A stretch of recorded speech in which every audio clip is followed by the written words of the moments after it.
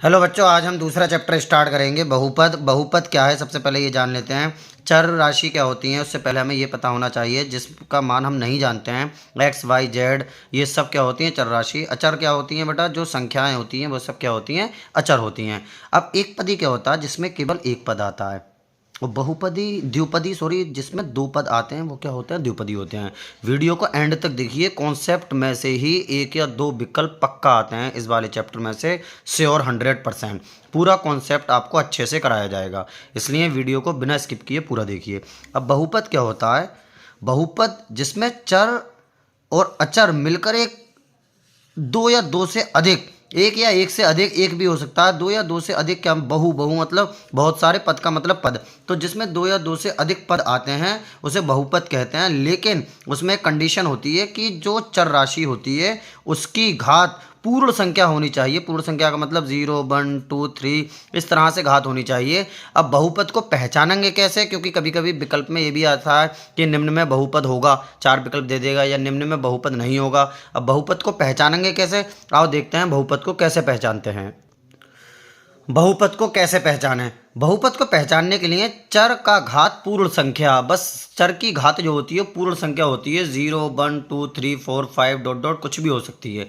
इसके अलावा यदि अंडर रूट में आ जाए, जैसे अंडर रूट में एक्स आ जाए, अंडर रूट का मतलब हमेशा एक्स की पावर 1/2 होती है। मतलब अंडर रूट का मतलब पावर 1/2। तो पावर 1/2, 1/2 कैसी संख्या है? ये पूर्ण संख्या नहीं है, तो इसका मतलब ये बहुपद नहीं होगा। बहुपद कौन सा होता है? जिसमें चर की घात कितनी होती है? पूर्ण संख्या होती है। पूर्ण संख्या जैसे ये है, हमने कुछ उदाहरण लिए हैं। 2x³ 3 + 5। अब हम चर देखेंगे। चर की घात या एक्स की घात कितनी है? 3। तो पूरी पूरी संख्या, पूर्ण मतलब पूरी पूरी संख्या है। यहाँ पर एक्स है ही नहीं बिल्कुल भी। जब नहीं है तो इसकी पावर यानी चर की पावर जो मानी जाएगी बेटा वो 0 मानी जाएगी। अब 0 भी पूर्ण संख्या में होता है, इसका मतलब ये हमारा बहुपद हो जाएगा। इसकी अगर बात करें तो अंडर रूट के अंदर 2 है। अब अंडर रूट के अंदर यहाँ पर अचर संख्या है, चर नहीं है। अचर से हमें कोई मतलब नहीं है, हमें चर से मतलब है। चर मीन्स होता है ये वाई एक्स, कोई भी जो इंग्लिश के अल्फ़ाबेट होता है ऐसे मानिए। अब चर होता है वो। तो वाई की पावर 3, वाई की पावर 2, वाई की पावर कुछ नहीं तो 0 यहाँ पर। तो इसका मतलब ये भी पूर्ण संख्या होगा। इसका मतलब ये भी क्या हो गया? एक बहुपद हो गया। इसे देखते हैं 3√y। अंडर रूट आ गया। अंडर रूट कभी भी आ जाए तो आप समझ जाना ये बहुपद नहीं है, क्योंकि y की पावर इसका मतलब 1/2 हो गया। कितना हो गया? इसका मतलब y की पावर 1/2, तो ये बहुपद नहीं है। ऐसे ही अंडर रूट में 3y। अब दोनों एक ही अंडर रूट में है, इसका मतलब y भी अंडर रूट में है, तो y की पावर कितनी होगी? 1/2। इसका मतलब ये भी बहुपद नहीं है। यहाँ 8/x। अब इसमें बहुत बच्चे कंफ्यूज होते हैं।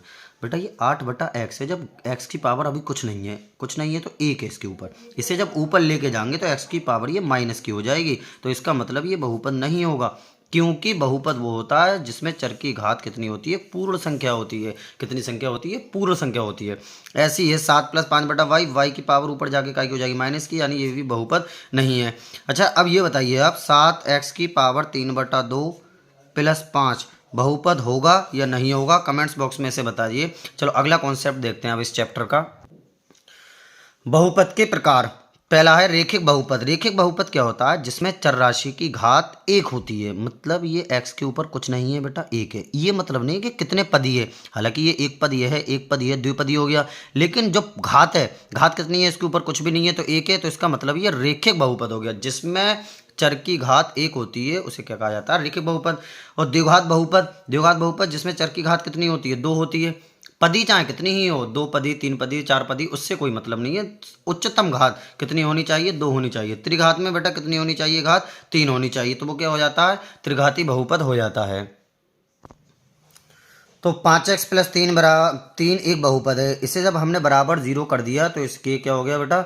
ये हो गई समीकरण। अब इसे अगर हम सॉल्व करते हैं तो 5x को यहीं पर रहने देंगे, उधर को जाके 3 काय के हो जाएंगे माइनस के। अब उसके बाद ये 5 नीचे ले आते हैं, -3, और 5 कहाँ आ जाएंगे? बटा। अब ये जो x का मान निकल कर आया ये इसका शून्यांक कहलाता है। क्या कहलाता है? शून्यांक। शून्यांक।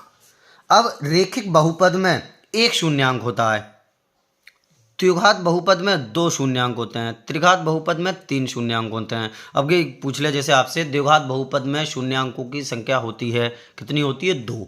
और रेखिक बहुपद में 1 होती है। बहुत आता है विकल्प है। अब यहाँ पर हम अगर जांच करें तो x का मान अगर यहाँ पर रखें, ये वाला मान उठा के यहाँ पर रख कर देखें, 5, x की जगह पर कितना? -3/5, और +3 बराबर 0। 5 से 5 कट जाएगा, कितने बचे -3 +3 बराबर 0। 3 से 3 कट जाएगा, प्लस माइनस का 0 बराबर 0। ये बराबर आ जाए तो इसका मतलब ये इसका शून्यांक है, ये जांच हो जाती है, यानी ये संतुष्ट करेगा समीकरण को। अब इसे देखते हैं द्विघात बहुपद को, इस साइड जो लिखा पड़ा है। अब 2 घात 1 घात कोई बात नहीं, ये फैक्टर होगा इसके। ऐसी दो संख्याएं जिनकी गुणा करें 6 आ जाए, जोड़ें तो कितना आ जाए 5 हो जाए। 3 दूनी 6, 3 + 2, इस 5 की जगह पर बस 3 + 2 लिख दिया जाएगा, बाकी ये ऐसे रहने देंगे। 3 + 2 × x + 6 बराबर 0। अगली लाइन में x को इन दोनों के साथ लिख देंगे बस, x² + 3x + 2x + 6 बराबर 0। अब कॉमन ले लेंगे पहले में से x + 3 और +2 कॉमन ले लेंगे, कितना बचेगा x + 3 बराबर 0। जो ब्रैकेट 2 बार है उसे बेटा एक बार लिख दिया जाएगा, x + 3। जो बचा x + 2 उसे एक बार लिख दिया जाएगा बराबर 0। दोनों ब्रैकेट है 0 के बराबर रख दी जाएंगे, x + 3 बराबर 0, x बराबर -3। ऐसी ये वाली ब्रैकेट जब 0 के बराबर रखेंगे तो x + 2 बराबर 0, x बराबर कितना हो जाएगा -2। तो ये दोनों क्या कहलाएंगे, ये कहलाएंगे शून्यांक। शून्यांक कह दें या शून्यक कह दें, किसके, इस वाली समीकरण के। अब x का मान आप चाहे -3 रख दें या -2 रख दें समीकरण में, ये इसे सेटिस्फाई करेगा, मीन्स ये पूरा 0 निकल कर आ जाएगा। अब एक प्रश्न देखते हैं जो काफ़ी ज़्यादा आता है एग्जाम में। यदि समीकरण इतने का एक शून्यक 2 है तो p का मान ज्ञात कीजिए। सब विकल्प में काफ़ी ज़्यादा क्वेश्चन आता है। बेटा शून्यांक कभी भी होगा तो इसका मतलब वो x का मान होगा, यानी x का मान 2 है। कभी भी शून्यांक कह दे या मूल भी कह सकता है, मूल हम द्विघात समीकरण में अध्ययन करेंगे। मूल कह दे, शून्यक कह दे कि समीकरण का एक मूल है या एक शून्यंक है, तो कोई भी इंग्लिश का अल्फ़ाबेट दे देगा, कहेगा उसका मान ज्ञात कीजिए। करते क्या, सिर्फ जो मूल दे रखा होता है वो x का मान होता है, वो उठा के यहाँ रख देते हैं x की जगह पर बस। तो x की जगह पर रखेंगे 2⁻² -5p, सिर्फ x की जगह पर, ये x की जगह पर 2 लिख देंगे, +3 बराबर कितना 0। 2 दूनी कितना हो जाएगा 4, माइनस इनकी गुणा कर लेंगे, 2 पंजे 10p +3 बराबर 0। कितना हो गया ये, 4 और 3 7 हो गया, -10p और बराबर कितना 0। माइनस के 10p यहीं पर रहने देंगे, बराबर 7 उधर जाके माइनस के हो जाएंगे, माइनस से माइनस कट जाएगा, p बराबर हो जाएगा 7/10। तो p का मान कितना आ जाएगा 7/10। अब ये p से मतलब नहीं है, k भी दे सकता है, c भी दे सकता है, a भी दे सकता है, एक मूल या एक शून्यक दे देगा और फिर किसी इंग्लिश के अल्फ़ाबेट का मान पूछ लेगा। बहुत ज़्यादा क्वेश्चन आता है ये विकल्प में। अब चलते हैं एक्सरसाइज की ओर। एक्सरसाइज 2.1। एक्सरसाइज 2.1, किसी बहुपद px के लिए y बराबर px का ग्राफ नीचे आकृति 2.10 में दिया है। प्रत्येक स्थिति में px के शून्यकों की संख्या ज्ञात कीजिए। px के शून्यकों की संख्या का मीन्स हुआ, ये जो x वाला अक्ष है ये बेटा x अक्ष होता है और ये जो होता है y अक्ष होता है। ये वाला x अक्ष होता है और ये वाला होता है y अक्ष। अब ये px के शून्यकों की संख्या पूछ रहा है, यानी x को जितनी जगह पर ये लाइन कट करेगी उतने इसके शून्यक होंगे। अब इसमें x को कितनी जगह पर कट करा, ये x अक्ष है बेटा, x अक्ष को इसने लाइन ने टच करा नहीं करा, ये तो y को कर रही है, तो इसका मतलब इसका कोई भी शून्यक नहीं होगा। यहाँ पर आएंगे तो x अक्ष, हमें सिर्फ x वाले से मतलब है कितनी जगह टच कर रही है। तो ये देखिए x अक्ष की समीकरण वो है अक्ष, ये x अक्ष है। इस तरह से ये लाइन आई, कितनी जगह टच करा, यहाँ पर एक जगह टच करा, इसका मतलब इसका शून्यक 1 हो जाएगा।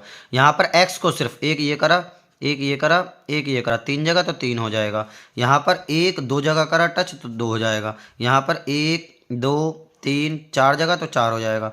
यहाँ पर 1 2 3 जगह करा तो यहाँ कितने हो जाएंगे 3। तो इस तरह हमने एक्सरसाइज 2.1 कंप्लीट कर ली है। वीडियो को लाइक कर दीजिए, चैनल को सब्सक्राइब कर दीजिए और वीडियो को ज़्यादा से ज़्यादा शेयर कीजिए। एक प्यारा सा कमेंट्स लिख दीजिए कि वीडियो आपको कैसी लगी और साथ ही ये बता दीजिए आपको कौन सी टॉपिक में परेशानी है, कौन सा सब्जेक्ट आप हाई स्कूल का पढ़ना चाहते हैं। अब मिलते हैं नेक्स्ट वीडियो में 2.2 एक्सरसाइज के साथ।